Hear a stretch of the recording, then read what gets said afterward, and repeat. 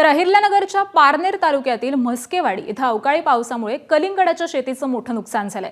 त्याबरोबरच कांदा पिकाला देखील मोठा फटका बसलाय। हातातोंडाशी आलेलं पीक हे वाया गेल्यामुळे सरकारनं भरीव मदत देण्याची मागणी शेतकऱ्यांनी केली आहे।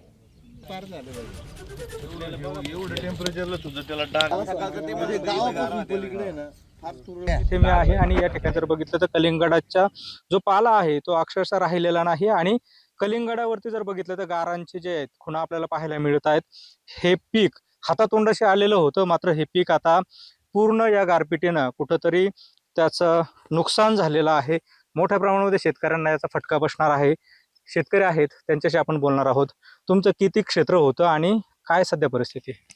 या ठिकाणी 3.5 एकर कलिंगड आहे माझं। कलिंगड पिकवण्यासाठी एकरी 1.5 लाख रुपये खर्च येतो। या ठिकाणी मी 8 एकर शेती खंडाने घेतलेली आहे। त्यामध्ये 3.5 एकर कलिंगड आहे, 4 एकर कांदा आहे आणि या अवकाळी पावसाने माझी सगळी पिकं उद्ध्वस्त झालेली आहे। या ठिकाणी माझं 10 लाख रुपयाचं नुकसान या ठिकाणी झालेलं आहे। पहिली गोष्ट, शासन कुठल्याही मालाला भाव देत नाही आणि दुसरी गोष्ट, अवकाळी पावसाने सगळं उद्ध्वस्त केलंय। त्यामुळे शेतकरी पूर्ण मेटाकुटीस आलेला आहे। कांदा आहे, डाळिंब आहे, केळी आहे, ऊस आहे, मका आहे, असं जेवढे जे आज पिकं रकमेत आली होती त्यांचं फार मोठं नुकसान झालेलं आहे। आणि काल 2 दिवसापासून ही गारपीट सुरू आहे का? दोन दिवसापासूनच गारपीट आणि परवा एवढे गारपीट झाले ना, तर काल सकाळपर्यंत गारा होते। एकूण जर बघितलं तर मोठ्या प्रमाणामध्ये फळबागांना खरं तर या गारपिटीचा फटका बसलेला पाहायला मिळतो आहे आणि शेतकऱ्या कुठेतरी सरकारने जे आहे तर तुटपुंजी मदत न करता शेतकऱ्यांना भरीव मदत करावी अशी देखील मागणी शेतकऱ्यांकडून होते। कॅमेरा पर्सन गिरीश सह सुनील बोंगळे, एबीपी माझा, पारनेर, अहिल्यानगर। तर अहिल्यानगरच्या पारनेर तालुक्यातील म्हस्केवाडी इथं अवकाळी पाऊस आणि गारपिटीमुळे शेती पिकांचं मोठं नुकसान झालं। कलिंगड, कांदा, डाळिंब, आंबा, गहू या पिकासह इतर पिकांचं देखील मोठं नुकसान झालंय। हातातोंडाशी आलेलं पीक हे वाया गेल्यामुळे महिलांच्या डोळ्यामध्ये अश्रू दाटलेत। या परिसरामध्ये सर्वच पिकं हे खर्चिक पीक असल्यामुळे एकरी 1 लाख ते 1.5 लाखांपर्यंत मदत करावी, त्याबरोबरच शेतकऱ्यांना आधार मिळेल असं महिला सरपंचांनी म्हटलेलं आहे।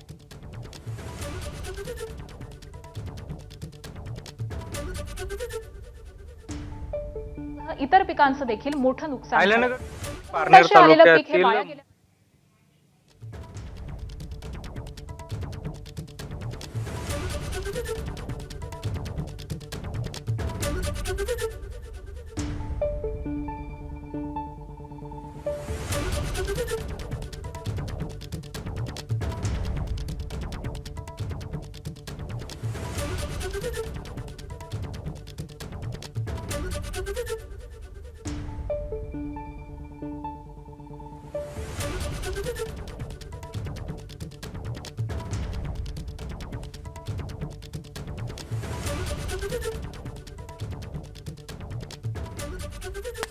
अहिल्यानगर जिल्ह्यातील पारनेर तालुक्यातील बऱ्याच गावांमध्ये अवकाळी आणि गारपिटीनं मोठं नुकसान केलेलं आहे। जर बघितलं तर या ठिकाणी कांद्याचं मोठ्या प्रमाणात नुकसान झालंय।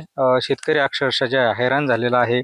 फळपिकांना मोठा फटका बसलाय। पारनेर तालुक्यातील वासुंदे, पळशी, कोणकुटे, खडकवाडी, वडगाव, सावताळा, पाडळी, आळे, म्हस्केवाडी, रेनवडी या भागामध्ये मोठ्या प्रमाणामध्ये जे आहे गारपीट झालेली आहे। 2 दिवसापासून खरं तर गारपीट होते आहे आणि या अवकाळी पावसाचा फटका गहू, कांदा, फळबागांना मोठ्या प्रमाणामध्ये बसलेला एकूणच आपल्याला पाहायला मिळत आहे। आणि इथल्या काही महिला शेतकरी आणि म्हस्केवाडीच्या सरपंच देखील आपल्या सोबत आहेत, त्यांच्याशी आपण बोलणार आहोत।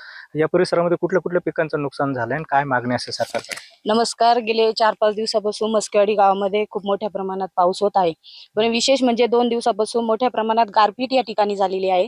त्यामध्ये आपण तर आता सर्वांनी पाहिलं, कांदा पीक असेल, खरबूज पीक असेल, कलिंगड पीक असेल, केळी पीक असेल, या सर्वच पिकांना खूप मोठ्या प्रमाणात नुकसान झालेलं आहे। आज कुठलाही माल शेतकऱ्याला करीत असताना त्याला खूप मोठ्या प्रमाणात खर्च हा करावा लागतो।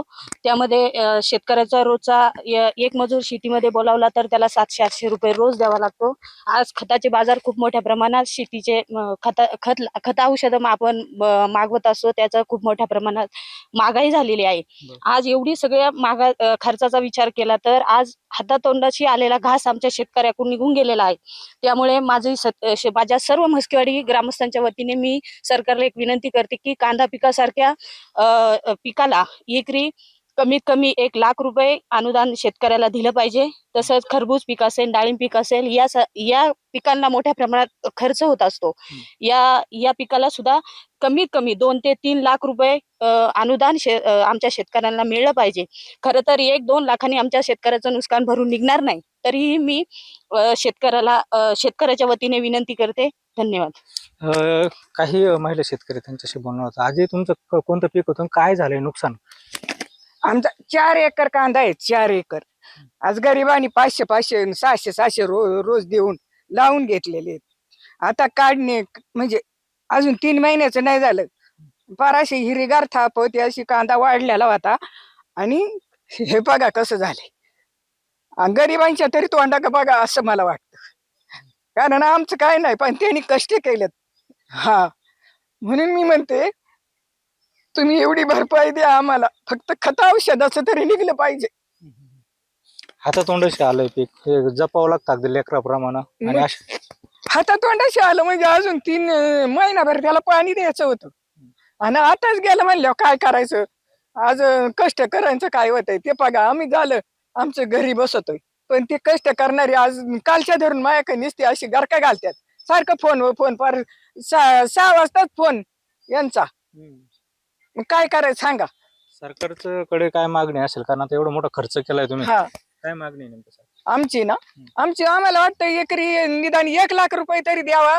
तर कांद्याला खर्च तेवढा. आज औषध आणि ते खत किती वाढल्यात. 1200 रुपयाची गोण आज 2500ला झाली. काय करायचं सांगा ना. तुम्हीच विचार करा. आता उन्हाळ्यात पहिल्यांदाच असा पाऊस होतोय, हा. एकदम पावसाळ्यासारखा. तुम्ही याच्या इथं अगोदर पहिल्या गाराचं डिग लागलं.